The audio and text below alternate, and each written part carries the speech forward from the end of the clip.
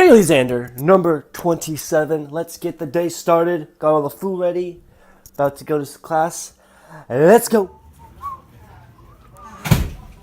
Oh, what up, senor? What up, brother? Senor. Game time. Would it go? Go. Just arrived at NPTI and gonna start practicing for my practical exam, which I have starting next Monday, and it's covering pretty much the entire scenario of if you have a client, walking through, starting with doing a body fat analysis on them, and then doing blood pressure, taking blood pressure. Then from there, being able to perform stretches on them, both partner stretches and stretches by themselves. And then from there, working to design, I should say, even after stretching, doing SMR, so self-myofascial release with foam rollers. And then from there, designing a program based off one of the 5 phases that my practical instructor will give us, that he tells us on the spot. So we have to come up with a workout that falls within that criteria. And that criteria for each of those 5 phases varies on intensity, tempo, rep scheme, rest time, and a certain type of exercises you would perform in those phases. And then afterwards, after we have all the exercises lined up and basically the workout set up, we have to go through each exercise and be able to talk about the different joint actions in the concentric phase, and also be able to label the agonist, antagonist, and the synergist in those exercises.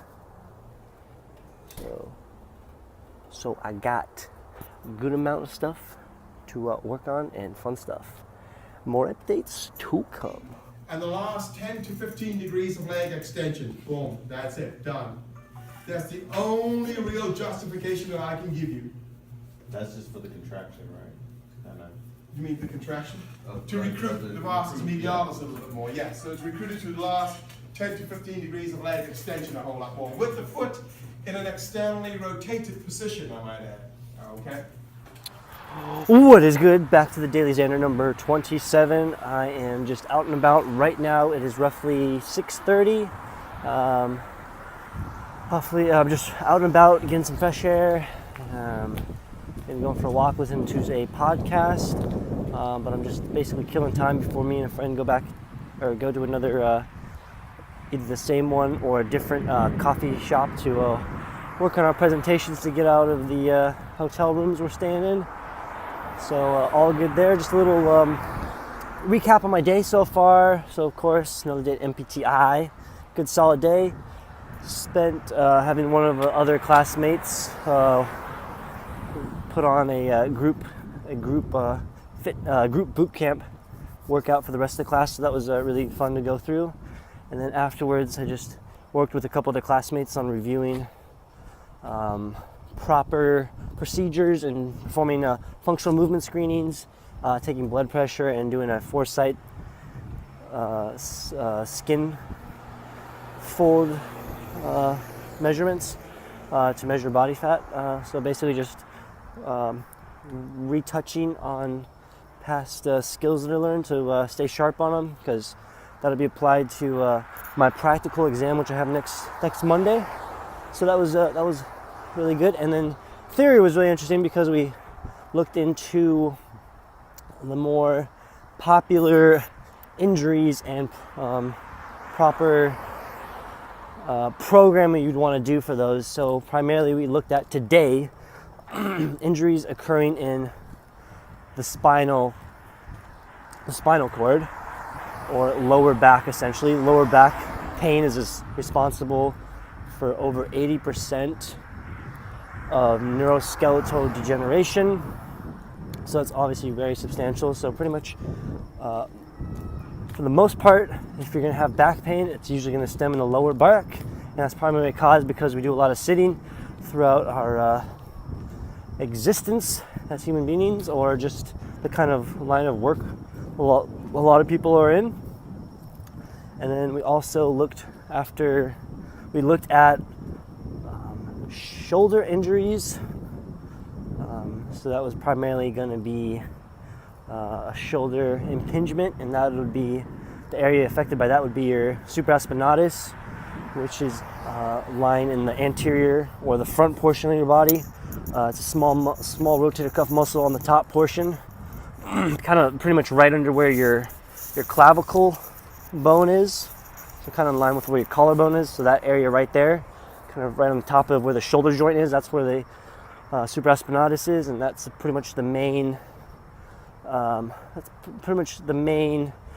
Shoulder issue a lot of times people have, but of course there's a lot more that we covered. And then afterwards we went into knee injuries, primarily looking at the ACL, so the anterior cruciate ligament. And we actually watched about, I want to say it was like a 20-minute, maybe 15-20 minute YouTube video of an actual operation of an ACL being performed. And I tell you what, man, that's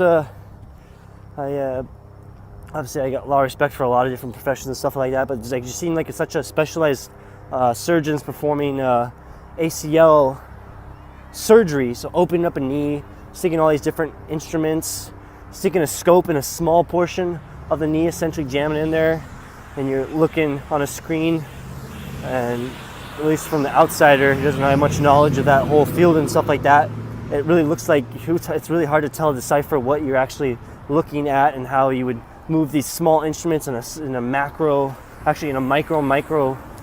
size space, and really just knowing you have to be really cautious and really know your stuff and have really steady hands, of course, and also on top of that, just knowing that, just seeing that video gives you an appreciation of your own health, of course, because I can't even imagine being the person receiving the surgery.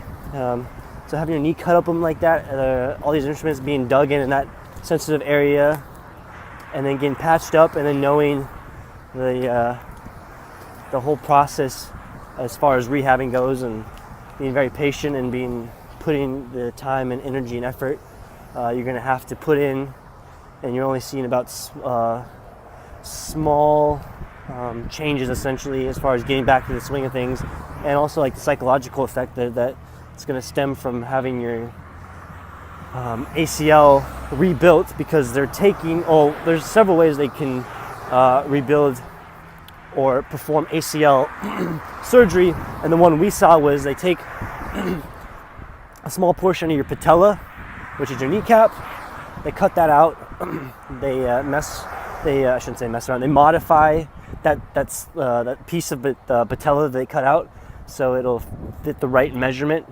to take the place of your previous torn ACL, and they actually string it back in there. So that was very interesting to see. Like I said, it makes me very appreciative, and just it's amazing what we can do to fix the body, but at the same time, seeing that, it makes you just want to never put your body in that situation, as long as you can control that situation, of course.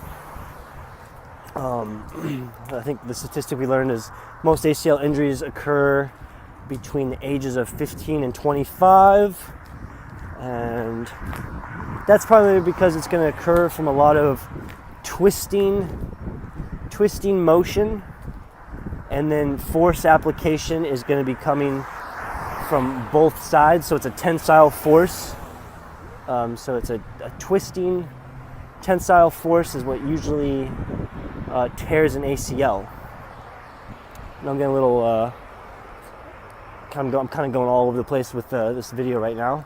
I'm just kind of pretty much talking to what comes in my head right now, but also on top of that, we learned about the other ligaments that would be in the knee. So those would be your ACL and PCL. So I already said your ACL. Your ACL is the anterior cruciate ligament. So the PCL would be your posterior cruciate ligament. And then you have your MCL and LCL. And those are going to be both your medial and lateral, collateral ligaments. So kind of think of it as like, there's rotator cuff, and in the rotator cuffs you have 4 muscles. So in the knee region, you have 4 similar muscles. So think of like the CLs as rotator cuffs for the knees, basically. So definitely neat stuff, especially like when I learned today more about the spinal cord. It was interesting to learn it was interesting to learn it today because it applies to the rehab center that I went to yesterday for my job interview. As far as a majority of the people that go there oftentimes have spinal cord injuries, so it was just it was a lot easier for me to take on the information, and I could apply it in my head in a actual space that I've seen, in a location that I've seen, as far as how it would be implemented. So good stuff there. I'm gonna end that portion of my thought right there with what I learned today, and transition into how I'm feeling right now. I'm pretty much, for the most part, all recovered from my cold. Just a basic cold, just a little cough, not much, and then lots of mucus. But for the most part, I'm all good now. So really fast recovery, and I'm on day 2 of no sugar, which I'm trying to aim for about a week. So that's good. That's something I can easily do. I just, I guess, when you don't like hold yourself accountable, it's easy not to do it. So like I said before, since August, I've had a good amount of my fair share of processed sugar. So I really want to cut that out because it's obviously not a good thing, especially in the long run, for a lot of reasons. I got a good amount of work done for my presentation last night, and a little bit early this morning. I'm going to work on it more, of course. But from the research I found, I'm mainly focusing on the use of whole body cryotherapy as a way to deal with inflammation, and that'd be inflammation in all different parts of the body. And from what I found, primarily cryotherapy, although it seems like it's definitely become a lot more popular with the general public, really doesn't offer enough benefits to the point where you would want to be spending the kind of cash that you would be for the small sessions that you would be taking from the studies that I've seen. And also, these studies, this doesn't mean it doesn't work. It's just the quality of studies being done doesn't show enough evidence to make it a viable option when you have other options, such as just applying a icy cold pack or using ice or ice bath. It's much cheaper as a way to get similar results. So obviously, I gotta do my research and organize it better. But that's what I'm going to use the next couple of nights to do. So I'm going to go do that right now. I'm going to conclude the video right now. This has been the Daily Xander, number 27. My thoughts have been flying all over the place.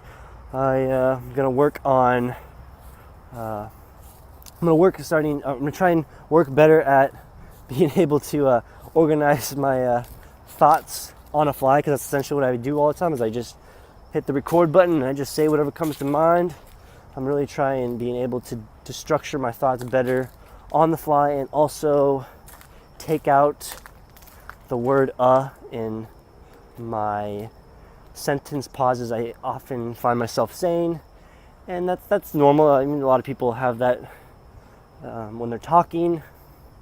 So those are 2 things I'm going to try and work on right now. Anyways, like I just said, Daily Xander number 27. I'm going to keep it rolling, keep watching, keep enjoying, and I will see you in a little bit.